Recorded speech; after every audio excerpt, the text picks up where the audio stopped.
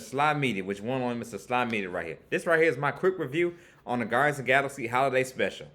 I didn't think it was good. The special was gonna be good by looking at the trailer and all. I didn't think it was gonna be nothing. Wasn't gonna be all that good. But I seen a lot of other YouTubers do reviews on it. I'm hearing good, positive praise for it. Just as I heard about, Werewolf by Night. Just like I heard about that. So I was like, okay, man, maybe it's something good. Marvel got something in their hands. And sure enough, this a little 40-minute, 40-minute kind of short film was actually pretty good. Had my attention. I was very entertained by it. I was shocked. I'm like, man, this is very good. It's pretty good. So the story starts out with Cragaline, pretty much telling. I think I'm pronouncing the character right, Cragaline. He pretty much tells the story how saying how Yondu kind of ruined Christmas for Pete and everything like that.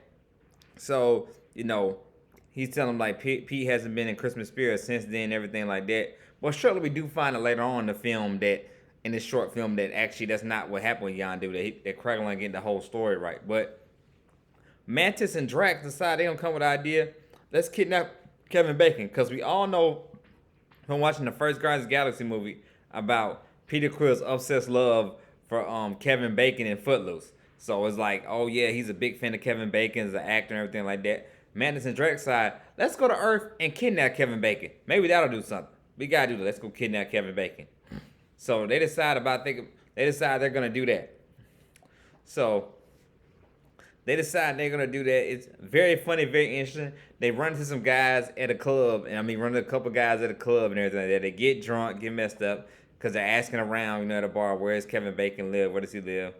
So then while they're out there, they're passed out drunk. They run into this lady, and she said, "If you want to know where Kevin Bacon lives, I'll show you." And she said, "Give me $40." And of course, they don't have any money from drinking beers, booze, and everything like that, drinking liquor. But Mantis uses, I forget about her power she has, able to mind control people, and she's able to get her to convince her to do and everything like that. So they go to Kevin Bacon's house, call his phone, not call his phone, but call him from where he's at. He of course doesn't answer or anything like that. So it turns to a big escapade. Pretty much everything goes crazy and all that when Drax throws Mantis above the roof to try to get in his house and everything like that. Then Kevin Bacon called the police because he doesn't know who it is or anything like that. He doesn't know who these people are and like that. So a bunch of police cars all come and everything like that while they're chasing him and all that. And Mantis just hypnotizes and make them all go to sleep and everything like that. Drax seems like he almost kills one of the cops when he picks up their car over and everything like that. Of course, I know they ain't gonna kill him. No, they're not gonna do that. Have him kill a police officer. He just injures them a little bit and everything, and Mantis gives them this cane this little candy cane they're arguing about that Mantis thinks is a little man and stuff like that, but it's not. It's not a little man, just a regular candy cane. So shapes up to be very funny, very entertaining story while they're trying to get Kevin Bacon. So what they end up doing with what Mantis pretty much ends up doing is give the police officers the candy cane and all this. Says, hey, we're sorry. We're just trying to help our friend to have a good Christmas by kidnapping Kevin Bacon and all that and everything. All that. So they run to get Kevin Bacon, Drax and Mantis uses her hypnotized powers, ends up making Kevin Bacon believe something and all that and everything to get them to join. They join him on their going to where Peter Quill is at over there where the Guardians of the Galaxy are, which I forgot exactly where they at and all that. Also, side note too, I think this is our first time seeing Cosmo the dog. I don't think I remember seeing Cosmo the dog in the second film. Help me out in the comment section. Y'all remember seeing him? I don't remember her, I should say. I don't remember seeing Cosmo the dog or anything like that in any other films, the last two films. So this is our first introduction to Cosmo as well. So that's very interesting, very fun. We got to see Cosmo as well. Very interesting part, character part of the story. Her and Rocket have a conversation with each other. I keep on saying her. Him and Rocket have an interesting conversation when they're talking to each other about what they should do and everything like that. Rocket's still my favorite Guardians member and all that. He didn't get a lot of shine in this right here, but I understand they mostly focus on the two side characters, Mantis and Drax, the characters we don't really see and hear from that much and everything like that. So we don't really hear that much from Drax in this right here in this little short film, mostly about Mantis and Drax and Peter towards the end, which I'll get to that. But they make Kevin Bacon believe, he just some kind of character, say play one of the actors from one of your movies that you're in and everything like that, make him believe he's anything he wants to believe from this film, from whatever movie he's been in. That's what Mantis pretty much does. So the funny part when they surprise him when they surprise people with the Christmas gift, they show a Groot as well as also teenage big bulky Groot and got swollen and got big bulked up, I guess, and all that, everything like that. He's still considered a kid, like Crackline said. He still is a kid, so he's still sitting a kid, just big bulked up now. Groot, that's what Groot is, big bulked up. So he gets big bulked up, and all his big bulked up Groot and everything. Pretty much just like he's convincing Peter, hey, to come outside like he's doing something to surprise him and everything. So goes outside, surprise him, and then he sees everybody, the whole town, painting the trees with Christmas and all that. So he just like, oh man, he's excited, he's happy, and all. So they finally, pretty much, Groot is the one that comes out with the wrapping paper, and you hear Kevin say, hey, I can't breathe, I almost can't breathe in here. I feel like I'm gonna pass out. And then Peter opens up the door. Peter opens up the gift and sees Kevin Bacon. And then Peter was like, what did y'all do? Did y'all just y'all kidnap Kevin Bacon? He's oh man, don't tell me y'all kidnap. That's a crime. Whatever and all that. That's what the world, y'all just that's human trafficking. Y'all just kidnap Kevin Bacon. Y'all human trafficking. Like, what are y'all doing? Like, it just saves up to be so funny and all that. It said, man, it said, change her back, and all that. You hypnotize and make them think this, change her back. So once you change him back, he starts screaming. He's in panic mode. Like, what did y'all do? Like, why am I here? And all. And then he calls Rocket, which Rocket hates everything comes in.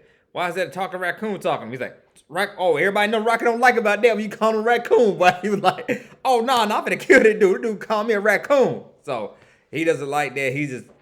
He does not like that at all. Rocket doesn't like it. So Peter just tries to calm Kevin down and all.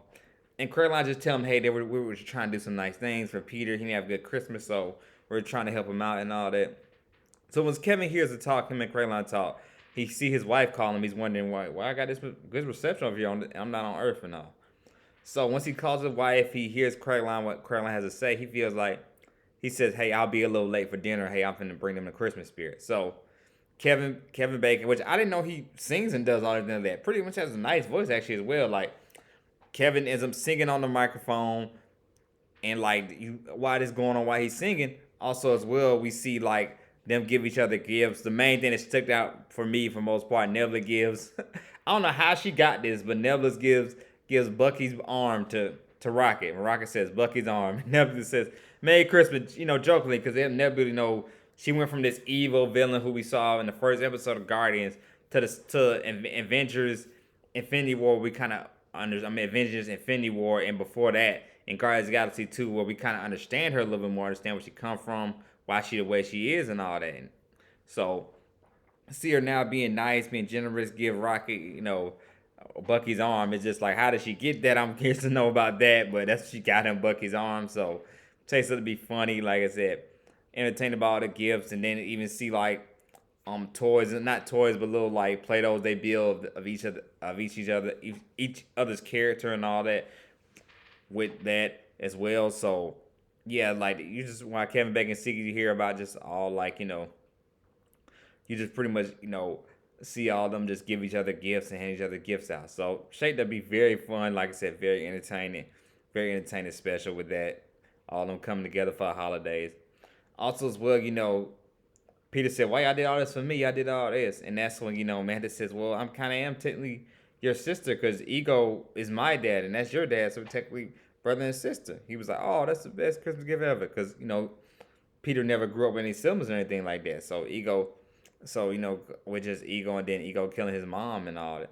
And I guess, Mantis kind of feel guilty about that. But he said, that's the best Christmas gift ever. Like, man, you find out you my sister and all that. He never had any siblings, of course, growing up and all that. The Guardians is his family, and he is Peter's family. So, he got the experience with his sister like his family and all that. And of course, also they're doing this as well because the loss of Gamora as well. I don't know if Gamora is coming back for Guardians of the Galaxy 3. I don't know. I haven't really read anything about that. Is she coming back for Guardians 3? But we know for sure, of course, like, with the death of her in the Avengers Infinity War, we know he misses Gamora as well. So that was her and Peter as well. That's also why I did the whole Kevin Bacon thing, because they know he misses Gamora as well. So they have a talk, and Kevin ends up leaving and all that. And Nebula says, "Oh man, I guess actors aren't messed up people at all. They're all not cocky and arrogant. They're not bad people." So Kevin, of course, ends up leaving and all.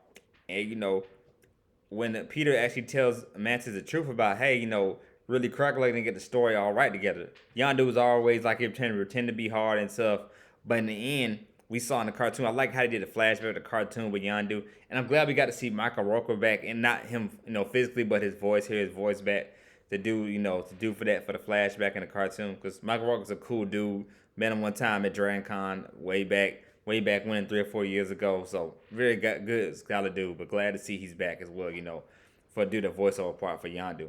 But we'll see that Yondu did end up giving Peter a gift and all that for Christmas, and we kind of ended off with that, with seeing him, they're flying off together in the ship and all.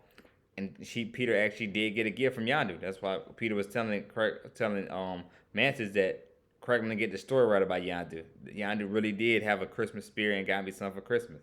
Like I said, Yondu was a dad, of course, like he never had. So of course that even goes back more and more where you see Guardians of the Galaxy 2, the scene when Yondu sacrificed himself for Peter. It's just even more said how much of a good father figure, how much he genuinely did love Peter. So, man, to see that scene, to see what he did for him for Christmas is like, wow. And all that. Bring back, memories and all. So, Yondu really did look out for him in the end, as we saw we see the whole video, like, yeah, in the flashback, Yondu really did look out for him and all that on Christmas. So, shaped up to be good, like I said, heartwarming at the end and all. Then we do get an end credit scene with Cosmo, Rocket, and Groot. They trying to get a Christmas tree, I guess, going in. Groot can't stand still for too long. And Rocket says the funniest line, said, "Oh man, I guess we gotta do another special now, Groot, man." And all that, because you couldn't stand still on the Christmas tree and all. So, funny with both those three characters. I like the addition of Cosmo as well, because Cosmo actually liked him in the comics as well. So glad to see Cosmo getting some camera time as well in this short film also. But ended off with them three, Cosmo, Rocket, and Groot. Three of my favorites. So glad they got to end it with that. So, all in all, like I say, this was a very, very good special. I think Marvel should do this a lot. I hear a lot of people saying maybe Marvel should do the same thing next year with Falcon and the Winter Soldier, maybe some with Bucky and Sam. They do something 4th of July as well next summer or something like that. I wouldn't mind seeing that because we don't get Captain America 4 till 2024. I think in July 2024, I think is when we get Captain America 4. So, hopefully, I would really, really like to see that. I would kind of like to see them do a special for Independence Day. So, because these holiday specials have been doing pretty good. Like, the one Werewolf by Night was pretty good. I think that's what it's called. I'm almost thinking about something else and all that. Werewolf. I think it was called Werewolf by Night. Werewolf by Night. And make sure somebody correct me in the comments, but I think it was called, yes, Werewolf by Night. And I like this Guardians of the Galaxy special. So, man, like, those are two, like, man, these two have both been very, very good. The Werewolf by Night and the Guardians of the Galaxy special. Both been entertaining, both been very, very good. So I'm just like, wow, they should do more of this. I hoping they do something special for 4th of July, because they should continue with these specials. So, and all. So, man, definitely was entertaining and enjoyed by it. So, what has got me thinking after this video later on, tomorrow, not tonight because it's late tonight, but tomorrow, I will talk more about Marvel Phase 4, what I did like, what I didn't like, and, I'll definitely talk about this Guardians of the Galaxy Holiday Special. When I end talk about, in the Marvel Phase, it's got to talk about this Holiday Special, because this Holiday Special is technically part of Marvel Phase 4. So, talk about some of the good things, some of the bad things I didn't like about Marvel Phase 4. So, stay tuned for me with that tomorrow when I talk about that stuff. But, other than that, like I said, this is my review on Guardians of the Galaxy Holiday Special. Surprising, very good Holiday Special. I give this a 7.5 out of 10. Almost said 8 when say it was great, but definitely held my attention. I give it a 7 out of 10. Pretty much good. I put this with Werewolf by Night. I think I gave Werewolf by Night a 7 out of 10 too. So both of them are very, very good holiday specials. Very good. Both of them actually, to me, kind of a little bit better than the TV shows they've been having. These holiday specials are way better than the TV shows they've been having. So, that says a lot about that. So I don't know. Maybe they should take their time more, I think, because they thought they took their time with the holiday specials more than the TV shows. So I feel like that scene was going on with that. Because I feel like James Gunn, I think he wrote this and directed this holiday special as well. So he probably took his time with it and all this. So I think they should probably more should take their time instead of rushing out products so much. Should take their time a little bit more with stuff. Because the Werewolf by Night and Guardians of the Galaxy holiday specials both been very good, because some of they took their time with them. It wasn't really rushed like the other stuff like She-Hulk, Moon Knight, and all that stuff. But I'll talk about a little more of that on my Marvel Phase 4 is what I did and what I didn't like on Marvel phases. So, but like I always say, man, if you like the content, please don't hesitate to hit like subscribe button. This is Sly Media. Y'all have a good night. Enjoy life. It's Sly Media. I'm out.